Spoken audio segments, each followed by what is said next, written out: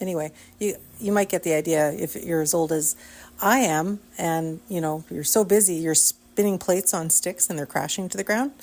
Anyway, hey, it's Jazz, and this is Giving Up the Ghost podcast. So that's sort of like my explanation, excuse, reason, whatever you want to call it, for delayed episodes. Got kind of lazy there after the hubbub of October. It was a busy, wonderful month.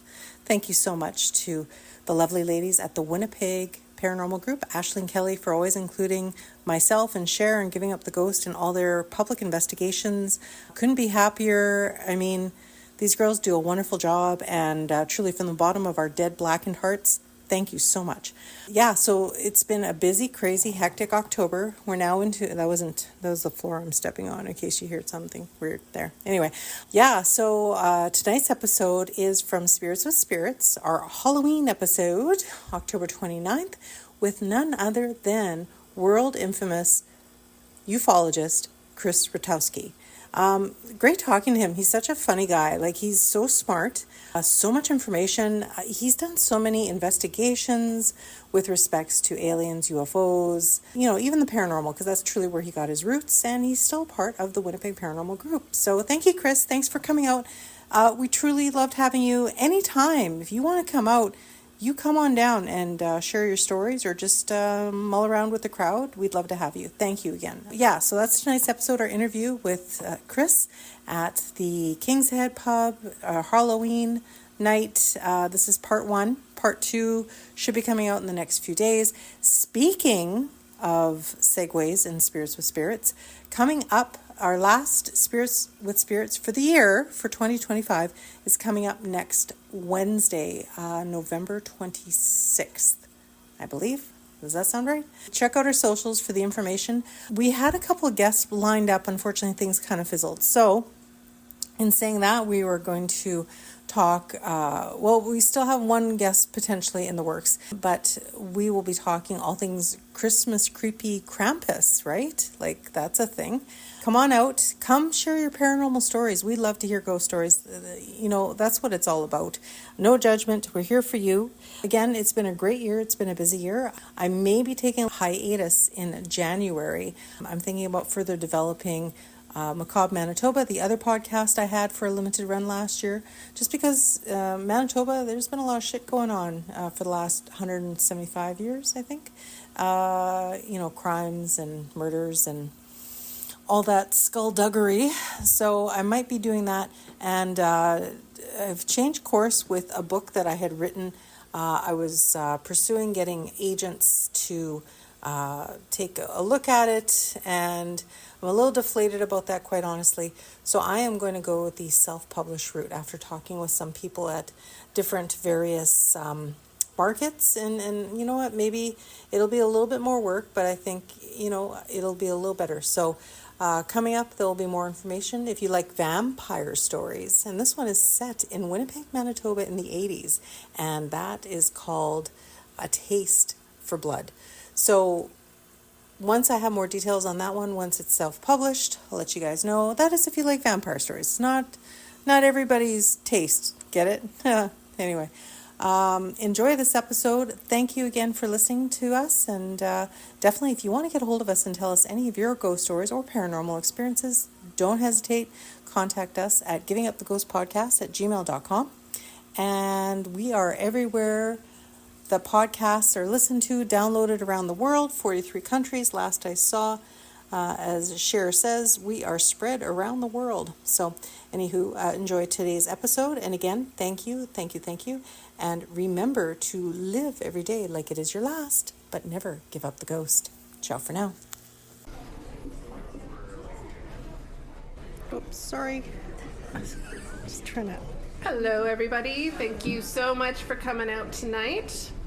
We're just getting a set up here, so just a moment, and then we'll be doing some introductions.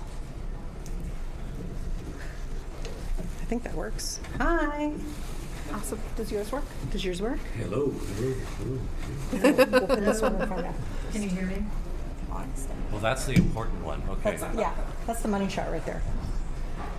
think you can put it even further out. There you go. Okay. Hi. How is everybody tonight? Thanks for coming out. There's some woo-hoos, I think.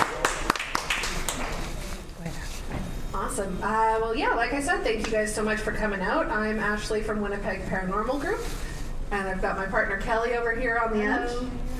And I'm Jazz from Giving Up the Ghost podcast. And we've got one of our best friends,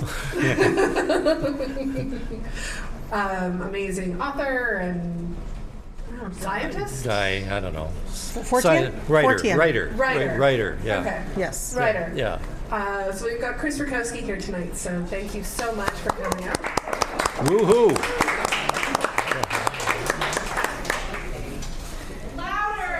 Louder. All right. Louder. Okay, how's this? Is this a little better? All right, perfect. You hear me? No, you got to speak up louder. How about now? That's good. Okay.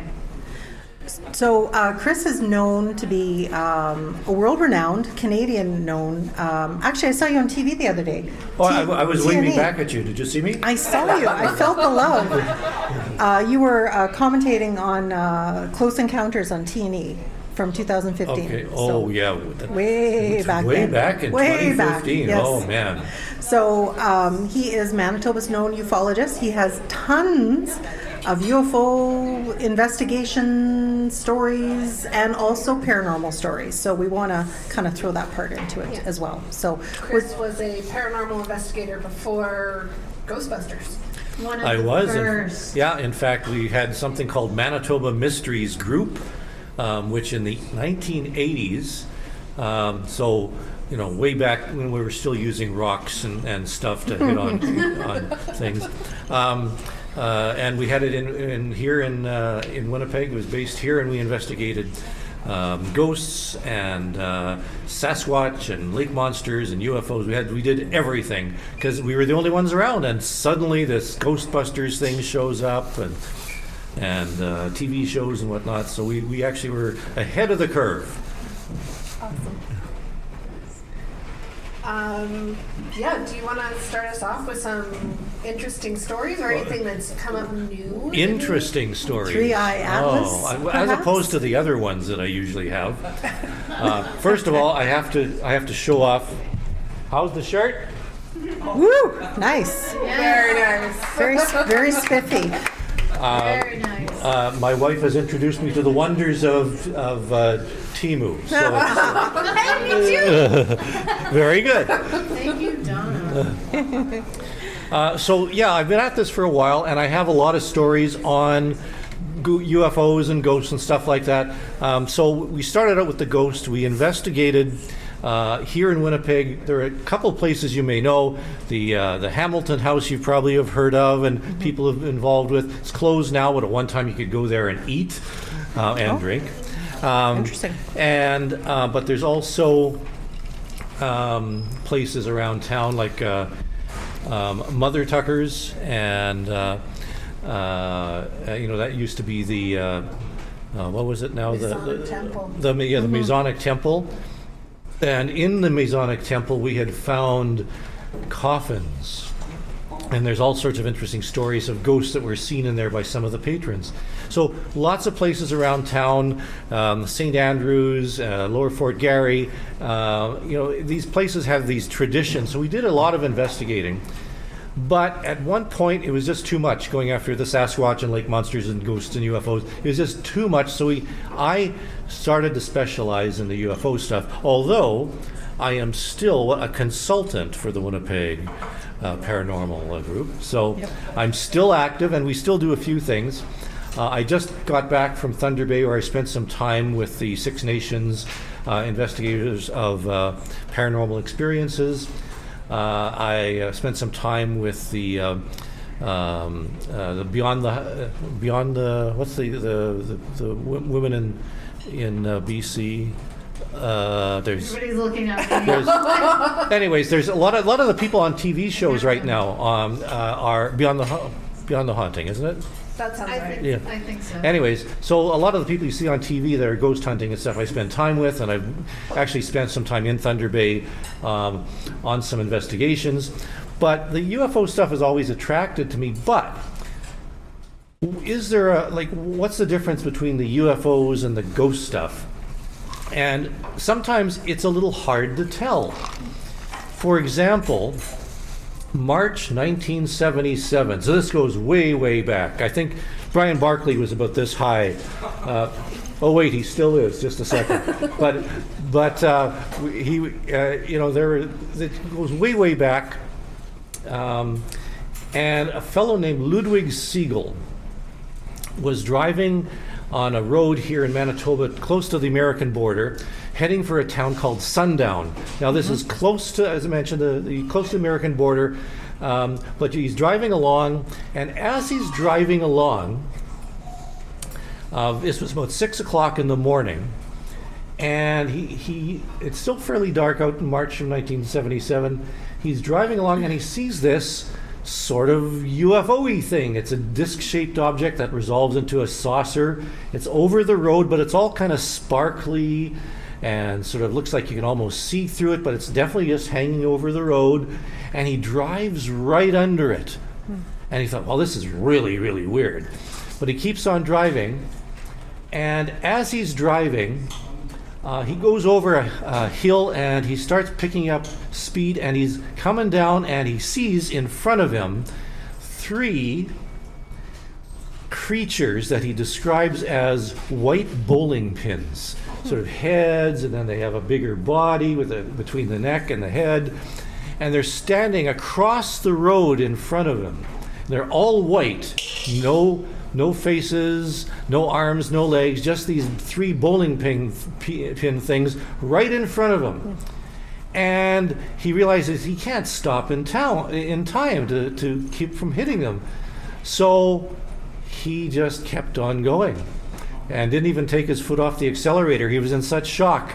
And he gets closer and closer, and he drives right over them. Oh, God. And he looks in his rear view mirror, hadn't felt a bump, and in his rear view mirror he could see them smaller, kind of deflating, like they were some sort of balloony things. Now, were those ghosts? Were those aliens? I don't know, but it sort of crosses between the two. But what's interesting is what happened next, because he stopped the car and he looked for broken glass on his windshields or his headlights, looked around, couldn't see any sign of these creatures. So he did the most rational thing that you could possibly do. He went and drove to the RCMP office and told them, just picture this, he comes in, it's like 6:15 in the morning, comes in the door and they say, "Can I help you, sir?" And he says, "Yes, I just killed 3 people." So the RCMP immediately drove with him back to the site, and they took all measurements, and there was no sign of anything. But that was a case where somebody had an interaction with ghosts or aliens, and they reported it to the police. And the police just sort of, can you just imagine trying to write that one up? No.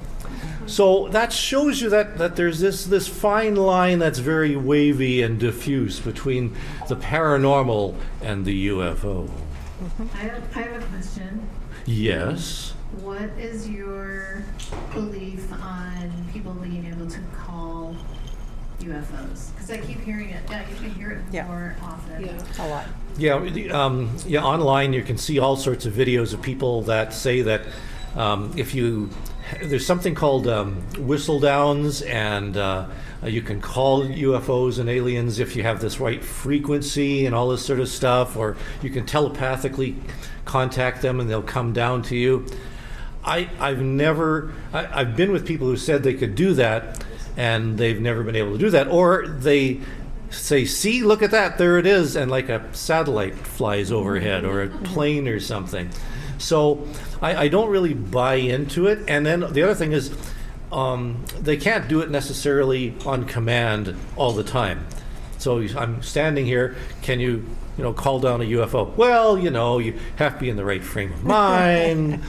The precipitation has to be just right, and just that sort of things. That I don't buy that. Yeah. That's fair. Yep. Yep. Okay. Totally fair. Okay. So do you want another story? Yes. Oh, you want another story? How about Stan? How about who? Stan McCullough? Stan Mihala. Okay. Yes. Yeah, that's a good one. Okay. So, who here has been out to Falcon Lake? A few of you? So you probably know the story I'm going to talk about, right? The guy who was burned by the flying saucer at Falcon Lake. This goes back even further, if you can imagine. 1967. Wow! And it was the May long weekend in 1967. And there was a fellow named Stefan Mihalik. And he was a bit of a rock hound. He had moved to Canada from Eastern Europe. And he, was kind of interested in rocks and things like that. So he had taken the bus a number of times from his home in River Heights. That's fine. I can see the microphone. It's okay.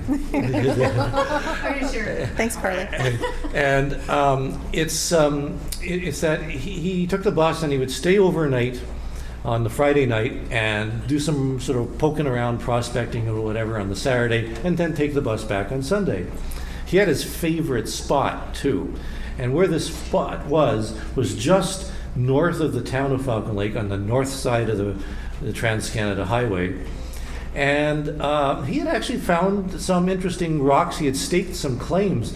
Most of you probably don't know that there are gold mines not that far away from Falcon Lake. The Bassett gold mine has been opened and shut a couple of times. But there's some veins of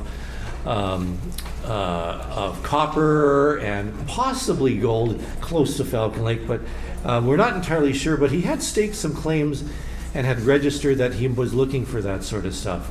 So the May long weekend, 1967, he'd gone out there by bus on Friday night. 6 o'clock in the morning, he packs his gear, has a backpack and has a briefcase with his stuff in it, because he's also a bit of an artist, and he wandered into the bush.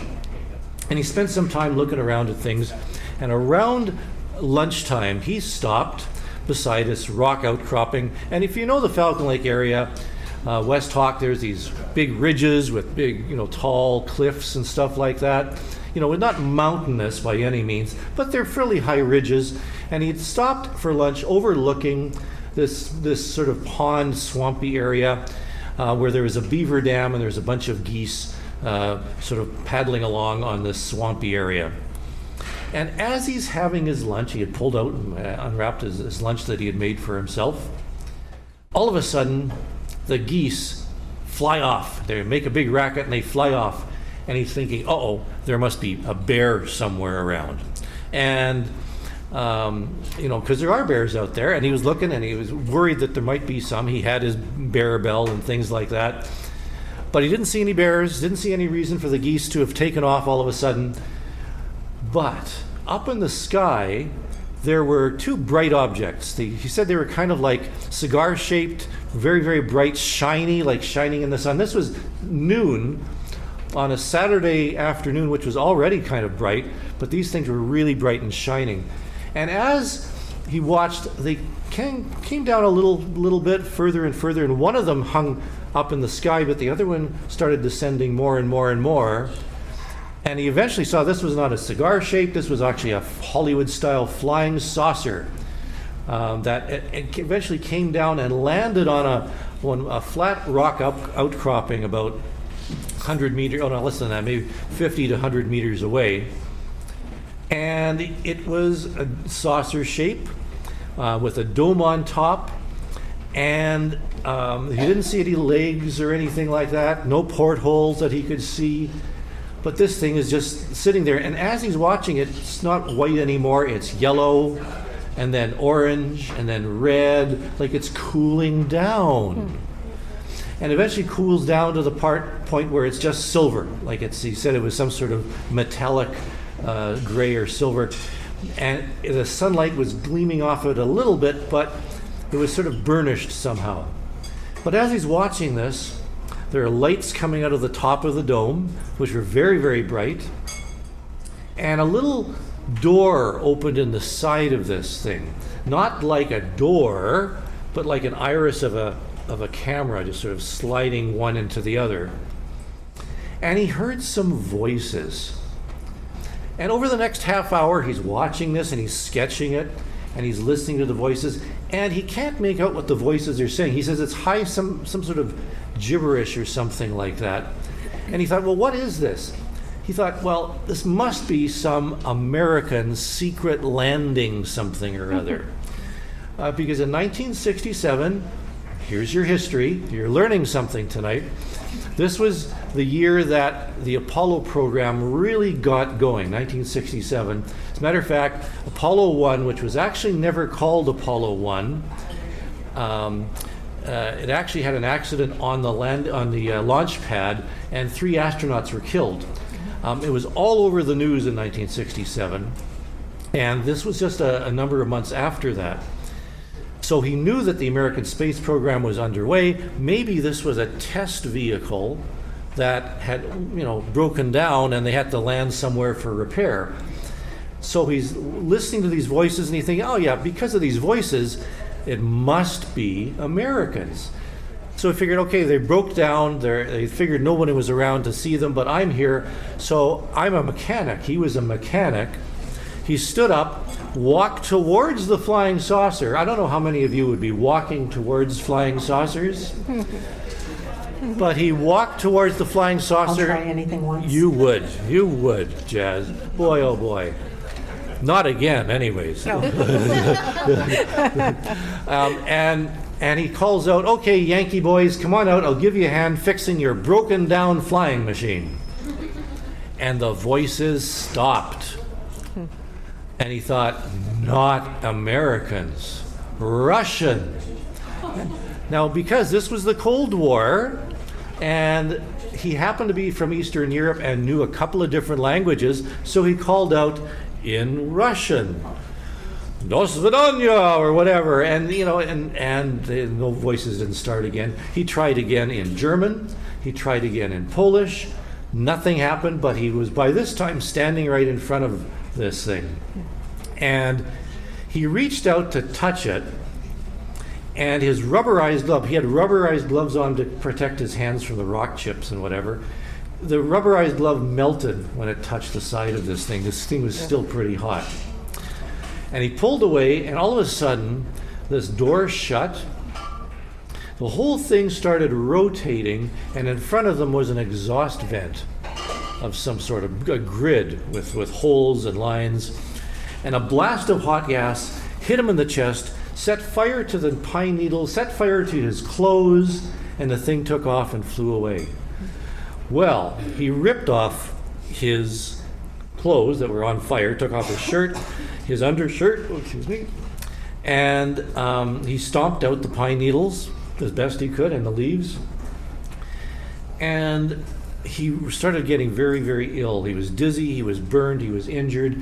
He eventually made it back. He said, I have to get some medical attention. He eventually made it back to Falcon Lake, got on the bus, and got back to Winnipeg, went to the Misericordia Hospital, to the emergency department, where they treated him for first and second degree burns.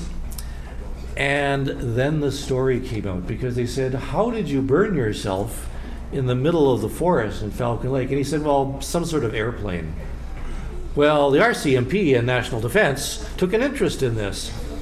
And investigators from the RCMP and the Canadian Forces, the Air Force at that time, investigated. They showed up at his home, they went and talked to his family, they talked to his people at work, trying to figure out what had happened. As a matter of fact, we have found about 500 pages of classified government documents detailing the investigation of the RCMP and National Defense into this particular case. So if you ever hear that the government isn't interested, there's no information, there's no files, we have 500 pages. So we know it was investigated, and we have the conclusions of the RCMP and National Defense, which both said they have no explanation for what was found. Now, he was very sick.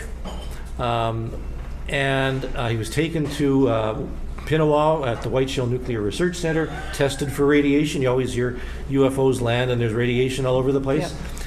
Well, he wasn't radioactive, but when the site was found, radiation was found at this site in just north of Falcon Lake. As a matter of fact, it was so radioactive that the government of Manitoba thought about closing all of Falcon Lake and the White Shell Provincial Park for the summer. Jeez. Can you imagine closing the White Shell for the summer? That would not be good. No.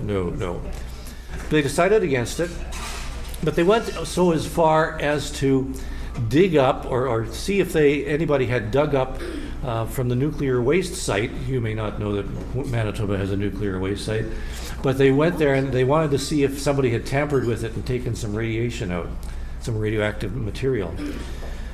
A year after this had happened, he went back. His burns had healed. He was feeling better. He went back and he found, just in a crack in the rock over which this saucer had landed, pieces of metal. And the metal was radioactive to the point we actually have some of these pieces still today. They're still radioactive. Wow.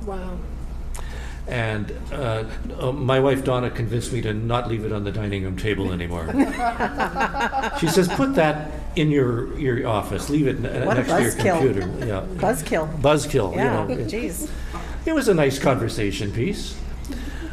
Incidentally, talking about TV and stuff, I just finished a 13-week episode of filming of a new TV show called UFO Point of View, which is going to be aired on, I think, either History or Discovery or one of those things Nice. in March of this year. And the Falcon Lake case is the last episode that leave you hanging.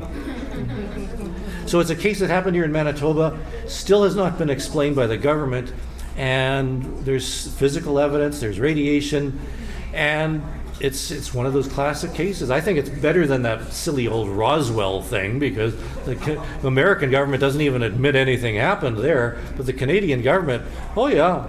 You can still go out, by the way, to Falcon Lake and go to the Falcon Beach Ranch, and by horseback you can visit the UFO site. Is it fenced off there? Like, do they have? It's not fenced off. It's on the property of the ranch itself. Oh, okay.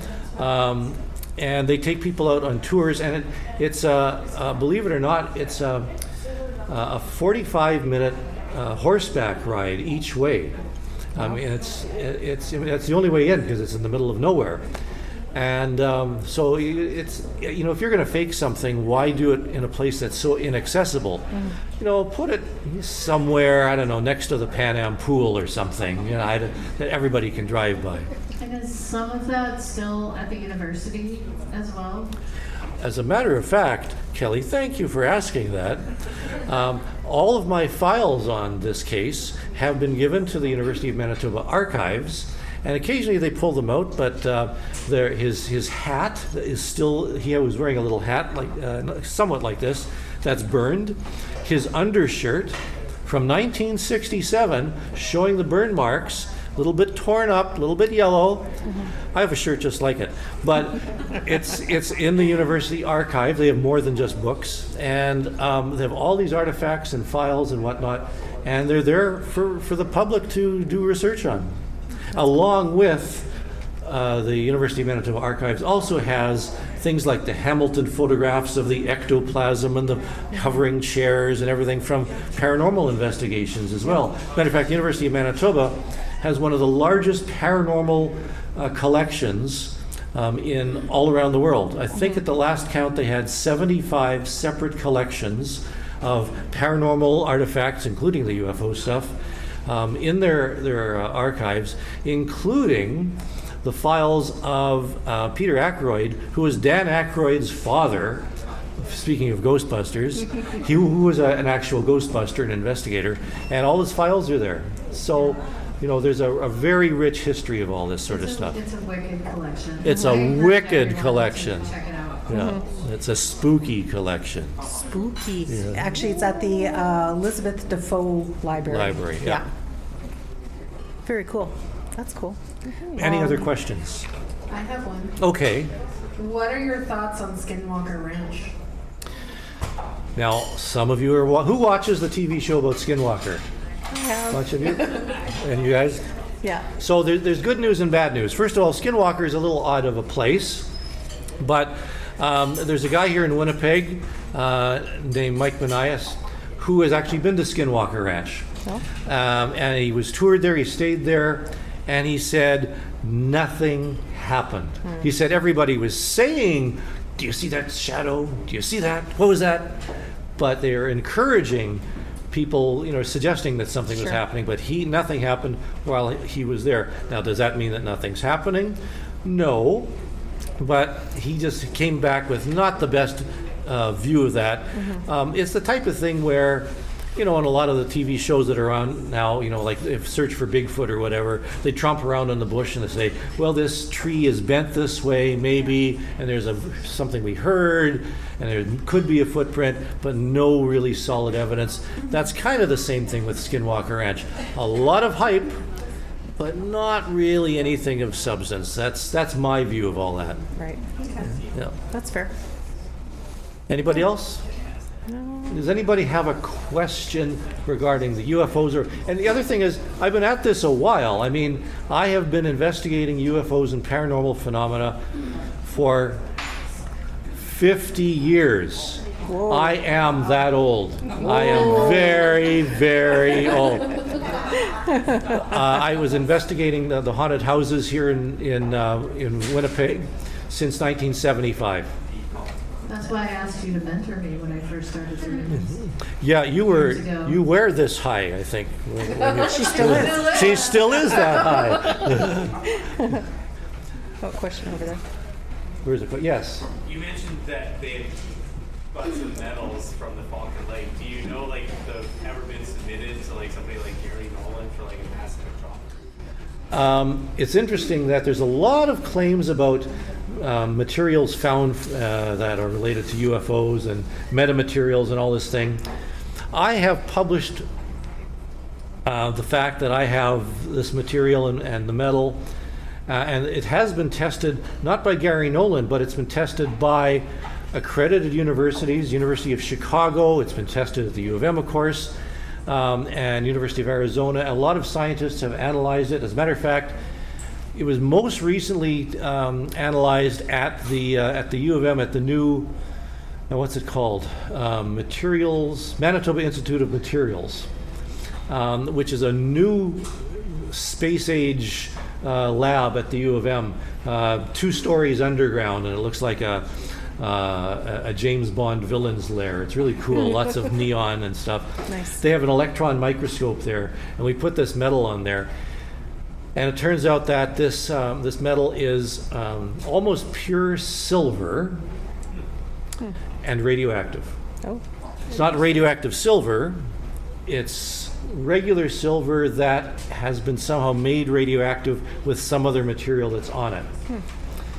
And there's some of these one of the pieces I have is this big, like it's a good 4 or 5 inches long, pure silver. And back in 1967, they weren't making brackets or anything out of silver. It also looks like it's been melted, like it was melted somehow into this rock. And all these experts, supposedly they have all these pieces. None of the pieces are anywhere near as big as the pieces we have. Gary Nolan and all those other people knew about this and have never been interested in talking about it, never been interested in testing it, never mention it in any of their expertise and lectures about materials found through UFO cases. And we have it. So who's the experts around here? That's right. Anyone else? So we've got, yeah, Krista? Yes.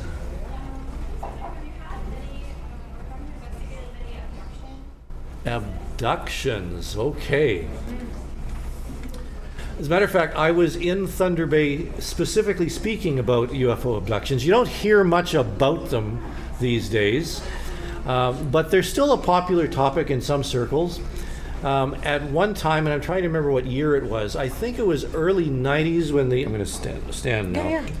I think it was. Oh, yeah, I need this. There you go. Can't have one without the I other. think it was. I think it was early '90s when the abduction thing was really, really popular. And I had people come up to me after my talks and lectures saying, you know, I didn't want to say anything in front of everybody, but, you know, I think I was abducted. I have this missing time and all this sort of stuff.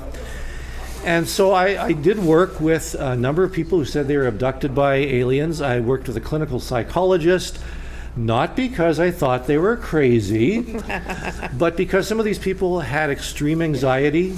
One was worried that the aliens were watching him, and he, you know, was afraid to get out of his apartment and all that sort of stuff. At least a few of the people attempted suicide because the aliens were watching them too much. And so I turned that over to psychologists, but it's a matter of overcoming some of the anxieties and fears that people have. But I did actually facilitate a support group for people who had experienced or believed they had experienced abductions.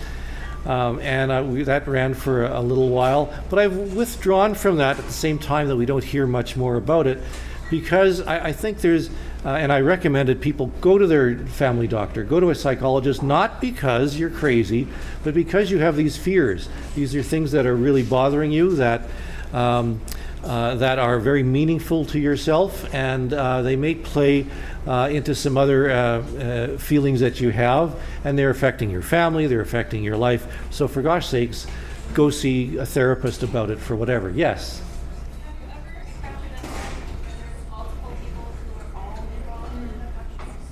The question is, have I encountered multiple people? I seem to recall that there were a few couples in the support group. No more than that. But some of the witnesses or some of the abductees had some really profound experiences. One woman was a nurse who came to me after I was interviewed on TV or something. And so they knew to contact me. And this nurse had said that she was living in a townhouse in the south end of the city, and she was working really hard. She was, you know, just I can't imagine how nurses are working these days with 20 hours and 30 hours and all this sort of thing. But she was working double shifts, didn't have time to watch TV, had never seen Star Trek or Star Wars, or, you know, didn't watch a lot of TV because she was working so much. She would come home, you know, have something to eat, get a few hours of sleep, and then go back. She came home one night, like 2 or 3 in the morning, and she came home, walked down her hallway towards her living room, and then in the bedroom in the back. And she got into the bedroom, and she was getting ready to get ready for sleep, and there was a big bang boom thump in the living room. And she thought, oh no, you know, somebody's broken in. It was around Halloween, so maybe somebody is, you know, playing a trick on her or something. So she ran out of the bedroom, into the hallway, into the living room. And there were 2, kind of like the bowling pin creatures, not the aliens that you see usually, but they had round heads, 2 round eyes each, and then they had sort of a long white skirt. Now, where's the... Yes, very much like what you're wearing. See? Yeah. Very much like, in fact, very, very much. Okay. Anyways, so they were looking at her, and she immediately, because it was instinct, get out of my home. What are you doing here?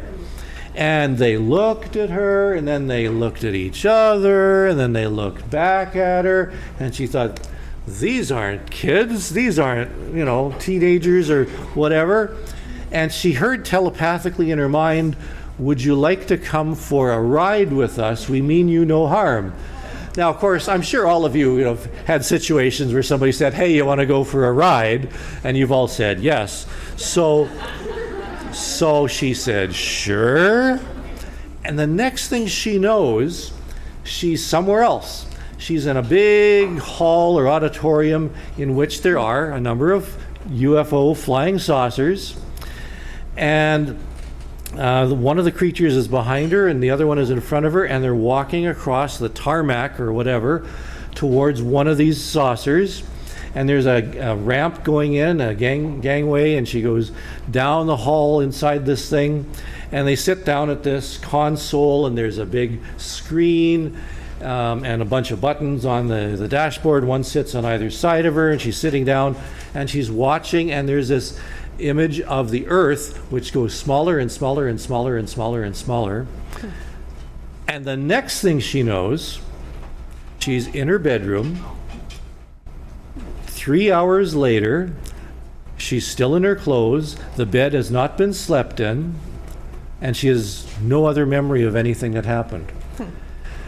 So I said to her, well, did you drink anything? Or, no, I don't drink. I don't do drugs, anything like that. As a matter of fact, I didn't even have an anchovy pizza or anything that usually upsets my stomach. I don't dream vividly. I don't have that kind of thing. And I said, well, would you like me to interview your, other people in the area? We can put you on TV or on CJOB or in the Winnipeg Sun and, find somebody else who might have seen it. She said, no. I'm just telling you because you're the one who was interested in this, so I'm telling you the story.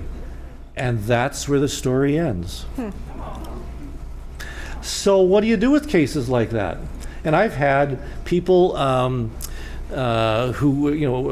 I've had an Air Force officer come into my office at the University of Manitoba and tell me he can't tell his commanding officer what happened, but he thinks he was abducted by aliens. What do you do with these cases? Do you document them, though? Well, I've documented. Yeah. In fact, I wrote a book about specifically abductions called Abductions and Aliens, available through Dundurn Press on Amazon. Look up Chris Rutkowski and find bookstores everywhere. So, yeah. So there's, again, was that a paranormal experience? Was it a spiritual did she travel, mentally or spiritually, or did it really happen? And what does really happen mean anyways? So, yeah. You're saying that people don't talk about it anymore, but there are still people, like groups meeting up. Do you think it's just because they're self-conscious about it? Because it's not? Well, abductions isn't as popular anymore necessarily. There are groups that still continue, you're right. But people have moved on to, egg-shaped things and government cover-up and planetary comets and asteroids flying through the solar system, that type of thing. You don't hear about the abductions necessarily, but there's still cases going on. As far as UFO reports, we still get somewhere around 1,000 separate UFO reports in Canada filed every year. As a matter of fact, I'm just in the process of working on the 2025 data, and the report will be out early next year. But we've been doing this since 1989, and since 1989 we have something like 25,000 separate UFO reports in Canada that have been filed. About 3 a day. And where does Manitoba Manitoba fit rank? in that? Yeah. It's related to population, so more cases are in Toronto, Ontario, BC. Manitoba gets maybe 30 cases a year, something that's like still that. decent. That's not too bad. And we also know from our statistics, from looking at the data, that 10% of all Canadians believe they've seen UFOs. So in a group like this, Hands up. a handful of you are not fessing up. Who's seen it? Who thinks they've seen a UFO? Hands up. Okay. We've got a couple. Okay, there you go. There you Get go. a representative. Yep. Have you ever heard of the red light at Gull Lake, Manitoba?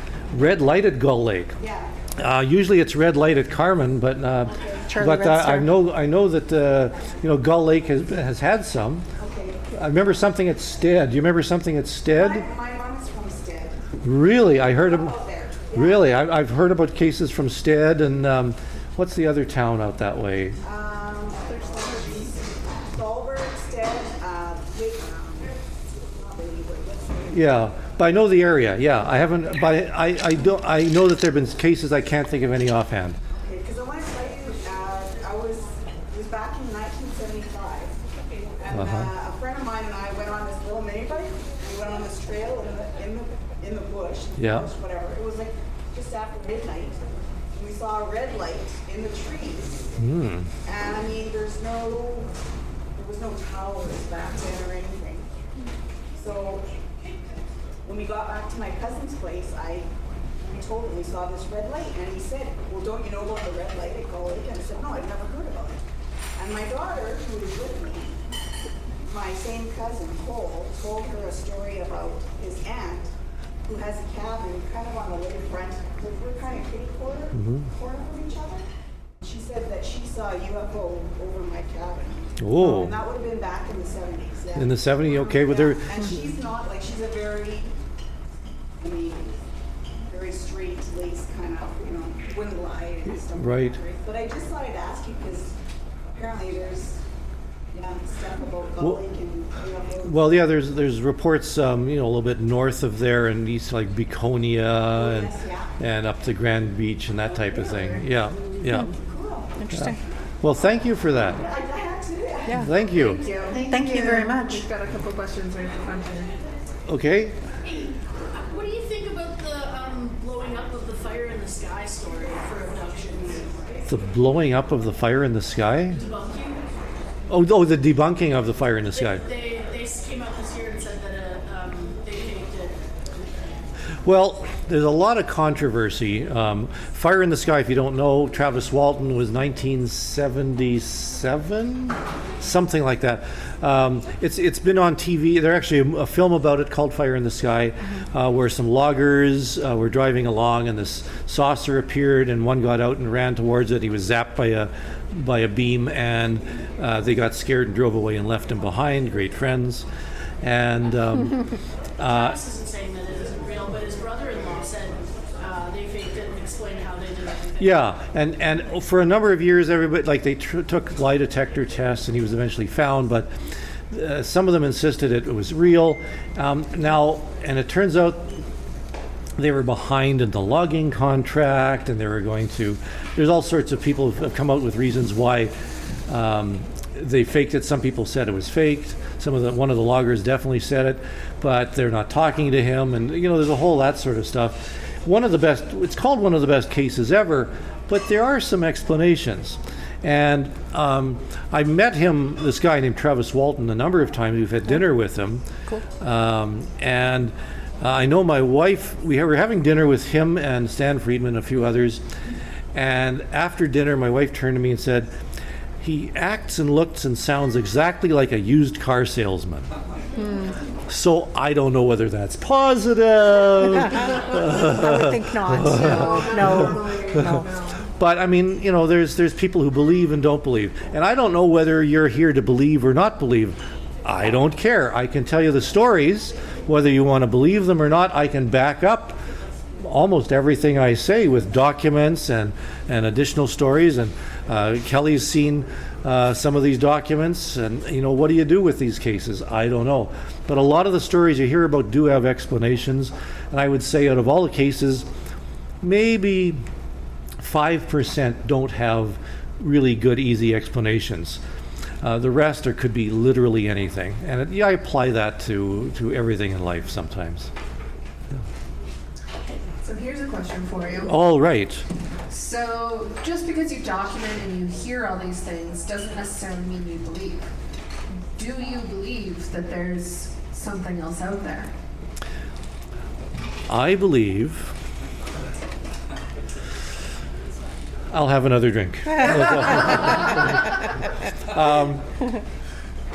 I believe, but my background's in astronomy, by the way, and education. I have degrees in astronomy and education. I try to tell people how wonderful the universe is.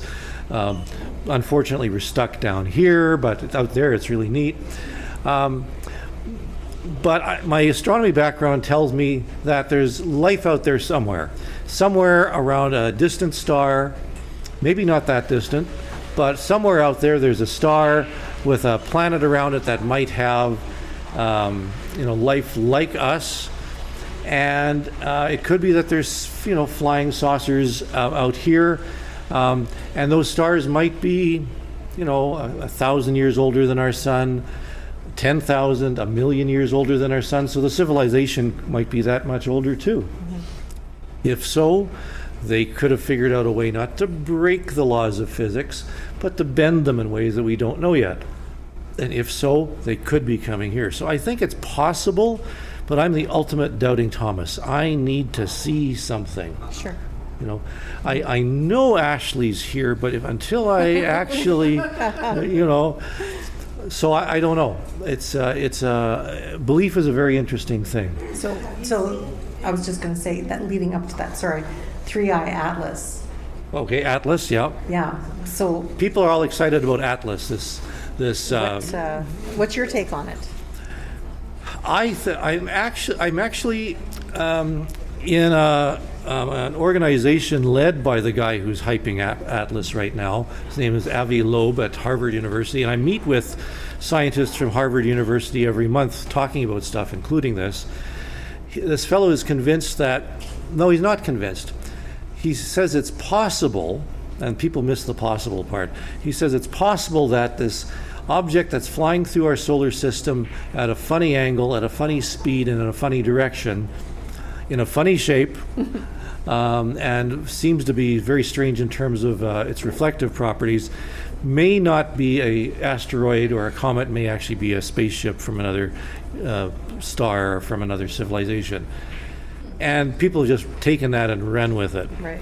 At this point, we have no evidence that it actually is. It just could be a really weird asteroid or something like that. And you can't see it from Winnipeg. There is a comet you can see. As a matter of fact, it's clear tonight, isn't it? You should be able to see, it's called Comet Lemon. And it's very visible, but not this one. And you're not going to be able to see this Comet Atlas before it disappears. Okay. Sorry, I interrupted. Sorry, you go ahead. I have never seen anything that I couldn't explain. I've been out on UFO hunts. I've been on Sasquatch hunts, and I've been, on paranormal investigations. And, there's some funny lights and bumps and noises. And as far as the UFOs go, I've seen some lights that could have been stars and planes and planets and all that sort of stuff. But nothing that I really couldn't explain. And nothing sort of jumped out at me and said, this is amazing, this is unusual. But it's very possible. This group that I'm with, by the Avi Loeb, one of the other things that he's doing, he's not getting as much attention on, is that he's built, or had some people build for him, UFO observing stations, 3 of them in the United States. And so far, and they're training AI to use all the cameras and everything on board to look for UFOs. And so far they've examined more than 100,000 objects that have been detected. Wow. And not one of them is unexplained. And here's something you probably have not heard. They just installed the latest of these observatories looking for UFOs, and you'll never guess where it's been installed. Have you heard about this? No.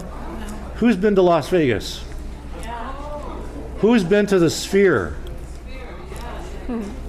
They put the UFO observing station on the top of the Sphere. Wow. They built it, yeah. Wow. Yeah. And it just started operating this week. Oh. Interesting. Yeah. It's your scoop. So. Any other questions? Yes, same. So, you were saying that there's Canadian government stuff on the Falcon Lake. He also went to the American, he went to Minnesota because the things were reoccurring. Were you able to get, what were their thoughts on it? You must have read my book. I met the son. You did? Of the documentary one time. Oh, yeah. And he said the dad just kept coming, and he would go to the Americans, were very interested. Is that in our records, or is that classified in their records, what they thought it was? We have all of that. What happened was he, while he was recovering and his burns were never healing properly, he actually went to the Mayo Clinic in Rochester in Minnesota on his own dime because it wasn't covered under Medicare at that time. and they went for a full battery, full physical examination, a psychiatric examination, and we have the medical records from the Mayo Clinic. You know, and the Mayo Clinic psychiatrist, I'll give you one example. He said this guy is down to earth and is not the type of person to make stories up. It was also recurring, like you can't fake it. Well, it recurred for a while. Yeah, they thought it was some sort of allergic reaction to whatever gas it was that he was exposed to. They eventually did stop, but they had no idea. No. Yeah. One more question on any topic. Anything and everything. Anything and everything. Why are you here? Oh, this guy here, yeah. Have you ever looked or done any research into like the Jackhead, Manitoba UFO incident? I did. Back in 2000 and wasn't all that long ago. 15, was it 15? There was a story that a UFO had crashed onto the frozen lake, Winnipeg, and that the government had covered it up and told all the residents of the Jackhead First Nation to shut up and never say anything. And so I thought, okay, and there was also a photograph that was posted on a lot of websites. So I contacted the First Nations band office. They laughed. They said, no, it's all ridiculous because it was a thing called Operation North Bison or something like that. And the Canadian Forces do a cold weather training on Lake Winnipeg almost every year, fully documented. In fact, the website has like 100 photographs. And they go from one end of Lake Winnipeg to the other on snowmobile, and the snowmobiles broke down because it was so cold. So they actually had to fly in and land on the lake and then take off again, rescuing the Canadian Forces personnel because the snowmobiles were frozen. Okay. That's what happened, and somebody made up this amazing story about UFOs landing and the government covering it up. And just by talking with the band office, they just said, no, it's just the silliest thing they've ever heard of. And they said, can you just imagine the government telling us to shut up? No, anybody. I mean, the government would tell, can you imagine the government telling you to shut up, Ashley? Oh God, no! I'd be the first one speaking up. There you go. Yeah. So Anyone else? do you want to take a No? look at her? Okay. Okay. We'll take a little break. You guys can 10 minutes or so. refill your drinks, get some liquid courage, and then we're going to open up the floor to open mic stories. So as usual, we encourage all paranormal stories. Aliens is obviously our theme tonight, but aliens, ghosts, Sasquatch, whatever, we want to hear your stories. We do have a board up here that you guys can sign up on, just so we don't miss you if you have a story.